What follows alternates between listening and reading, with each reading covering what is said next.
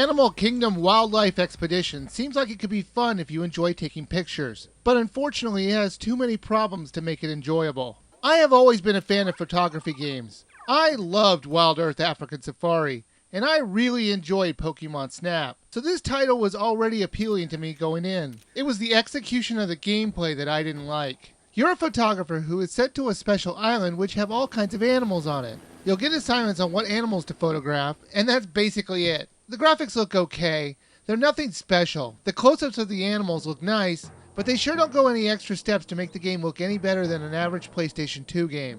Most of the time you'll be in a car which runs on rails. There are alternate paths on your route to change things up a little, but it doesn't change much. The main problem with this game is the way you find animals to take pictures of them. You can't take pictures from the car like you do in Pokemon Snap. You have to look for a rustling in the trees or bushes, or dust clouds to signify an animal in that area. You'll have no idea what animal you're going to see until you get out of your car and take a look. How can you not see from your car that there's an elephant or a giraffe out there? They're huge! You have to blindly click at every moving object, hoping it's the animal you want. If it's not, you have to go back in your car and rinse and repeat.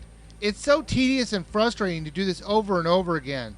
It's not a problem in the beginning, but later on when the animals are deeper in the island, it'll be annoying to have to speed up the car to the area of the island you want to go, and then really never knowing if that animal's even going to be there.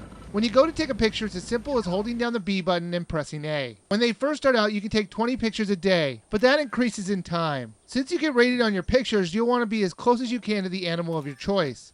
You'll need to slowly and quietly walk around so the animals don't hear you. If they do hear you, they'll run around like crazy. However, this is actually a good thing. I know the game discourages it, but the animals will run around not really caring where you are, so if you want, you can get a really close-up shot of them. Stand near them and they'll eventually run past you. I know it's not the legitimate way of photographing them, but it works just as well. This works with the predator animals as well. For example, they'll only let you get so close to the lions, so it's hard to get a close-up picture, unless you get them moving by getting too close. Then just get in front of their walking pattern and ignore all the proximity warnings and get your picture.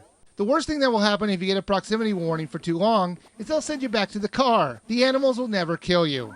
You can send up to 3 pictures a day back to your boss. He'll evaluate them and rate them with a gold, silver, and bronze and failure grades.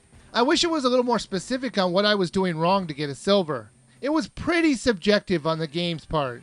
When you're in the driving sequences, you can collect items and medals. You just have to click around the open area to find them. To help you out in your photography goals, you'll have these items that will increase your success rate at getting the good shots. Different animal heads will help you get closer to the animals without scaring them too much, and a tent will help you take pictures of animals under the cover of camouflage. You can even make it rain if you want to make some of the more elusive animals come out. There's even the occasional minigame to break up the monotony, but even those were a chore to play and seemed to go on too long. Animal Kingdom Wildlife Expedition seemed to borrow gameplay elements from other photography games, but fails at implementing them. From the frustration of finding animals, to the boring driving sequences, and the less than thrilling overall gameplay, the game just isn't fun to play, which is a shame, and for those reasons I think you should skip this game.